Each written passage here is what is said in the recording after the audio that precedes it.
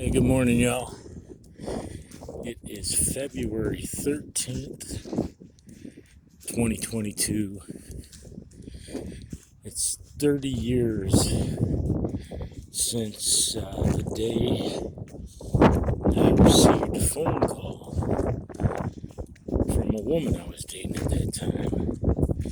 And I was a freshman in college, she was a freshman in college. There was about 11 years difference between us. And, in all due respect, maybe I shouldn't have been dating her. But I was. I wasn't mature. I wasn't that mature.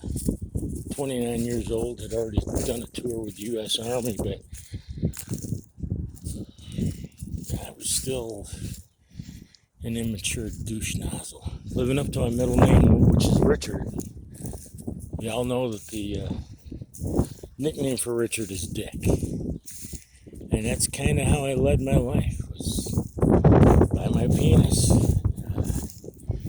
But Tammy and I had been dating for about 3 years. About 3 months. Not 3 years, 3 months. At that time, I believed that I was a poppin' no kick. Between my dad having polio before I was born, and my pot smoking from the age of, I think, 13 or 14, and my mountain bike riding, which was upwards of 200 to 300 miles a week. I had been diagnosed by a doctor, clinically diagnosed as having a very low count. Most of my fish were dead. So, like an idiot, when I hooked up with Tammy first, and we started fooling around, didn't use any protection. I guess I should have.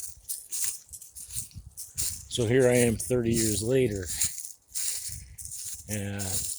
just recounting everything that happened. I remember the phone call I got on January 1st of 1992, her crying, telling me that she had missed her period and she was pregnant. And the first thing I could think of was, is it mine? Because I didn't know. She was living in a college dorm. I was living in an apartment.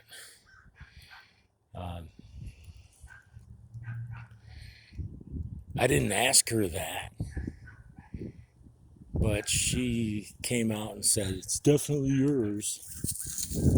And when we finally did get together, I think it was literally later that day. Well, shortly after she had gotten back, we got together. She was in Marilla, where she lived, Marilla, New York, where she lived at the time. And when she came back to Syracuse, like an idiot, I suggested we go to at least Planned Parenthood, if not talk to a priest to see, to look at our options. Because I had been raised not to believe in abortion. Life's a life. And somewhere along the line, her girlfriends had convinced her to get an abortion. That was the only way to go. And somewhere along the line, I decided, screw college. I was going to drop out. I talked to my mom about getting married to her. My mom offered me her engagement ring to give to her. And on my way back home, when I got there, I was all happy. I was thrilled. And when I got home, I found a voicemail. And she had left me a voicemail saying that she had been wrong. She had seen a doctor, and it turned out she had a urinary tract infection.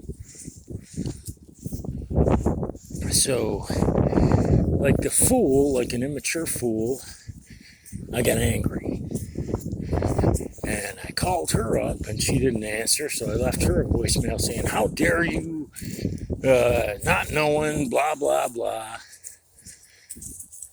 Screw it, we're done. I can't take this." And we broke up for a couple of weeks.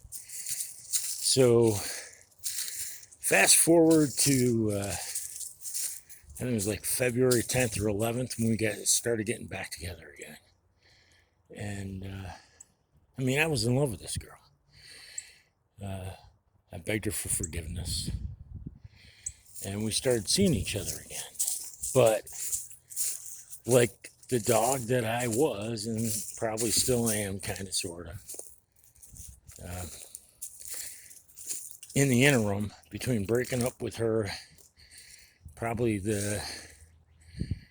somewhere around January 20th or so, I had kind of started seeing another woman.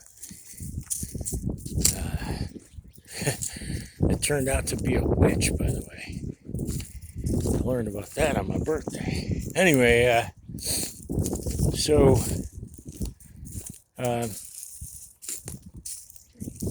long story, a little shorter. We had been canoodling on the 12th of February when I asked her what she was doing on the 13th, if she wanted to spend the night, because it was coming up on spring break. The 13th was a Thursday, and that's how much of a fucking memory this ended up being, how much of a tragic in my face kind of thing it was. So she didn't know I had stepped out on the side, and I assumed that she was seeing somebody else as well. And we got back together, and it was very tentative at first, but we did get back together. And when those feelings started coming up again, I decided, screw this other girl. I'm going to ask Tammy to marry me. And I asked her if she wanted to spend the night on the 13th, and to my surprise, she said, "I have other plans." Well, I knew what I had been up to, so I mean, why wouldn't she have been doing the same thing? That was my thought. So I said, okay, and I realized at that moment we weren't going to be getting married. And I chilled out, decided to take a shift as bouncing at a local bar in Syracuse that I used to go to, called The Tip a few. And my work prep then involved me drinking a couple of beers and smoking a joint. And I just finished my beer and was smoking up when I got a phone call, and it was from Tammy. And she said, "I just ate 3 pieces of pizza and threw up 2 of them." And for some reason in my mind, that meant she had gone through with the abortion. And I confronted her. I said, "You aborted my child. You lied to me and had an abortion." And she confessed, and she was crying, and she said, "Oh, I know you can never forgive me." And I said, "No, I love you too much. I forgive you. There's nothing that could stop that." So I never did end up asking her to marry me, but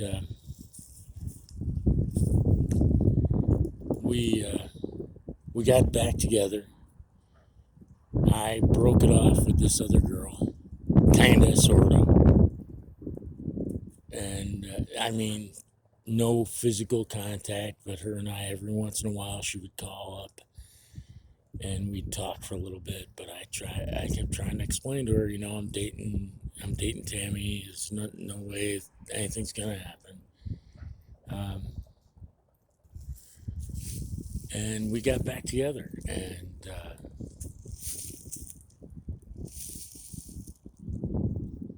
shortly after summer break, a summer that I was working at an apartment doing construction the entire summer. At that time I was making $300-400 a week, and I spent every last cent driving back and forth to her house near Rochester and back on weekends to see her. Within a week of getting back, 1 week of getting back, I surprised her at at a party her dorm was having, only to find that she was arm in arm with another guy. And the whole experience destroyed me. After that, I ended up dating women that I knew I could never have. Don't get me wrong, that summer I experienced some of the most memorable moments of my life.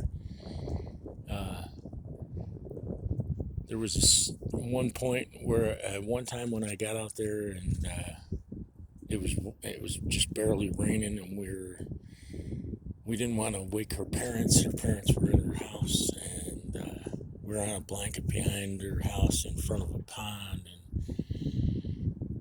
under a moonlit sky with the summer rain, we made love, and it was just amazing. So I've got some great memories from it, but I've also got some, please, dear God, forgive me for what I've done moments too.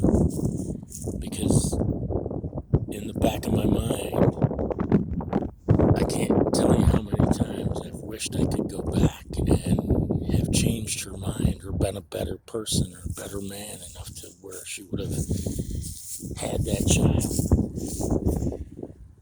Part of me almost wishes she had killed me instead and let the child live.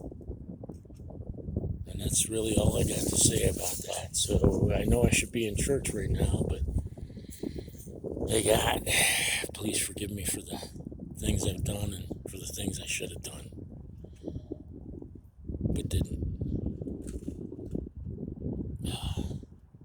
Please comfort those out there that are suffering similar heartaches. Help them get through it. Help them keep going. Help them to motivate and stay straight. Help them move forward. Please protect and guide President Donald J. Trump, especially considering the turmoil he's going through right now. Help protect and guide all the members of our military around the world, the members of the global law enforcement agencies, first responders, and especially Vets for Child Rescue, so that united with the good patriots of the world, we can put on your full armor, pick up our swords of light and truth in one sound voice, defeat the dark forces of evil that continue to prey upon the children of the world once and for all. Amen. I doubt hardly anybody's going to be listening to this or watching it, so if you are, this is my story. I ain't no saint. I'm far from it. But a part of me died 22 years ago on this day. 30 years ago on this day. A part of me that died that I'll never recover from. And that's what happens with abortion. A lot of times you don't realize that men, maybe 50% of the men, feel hopeless in that situation.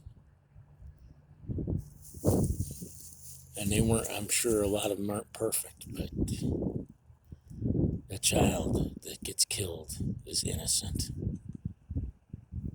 Talk to y'all soon. God bless. Stay safe. Later.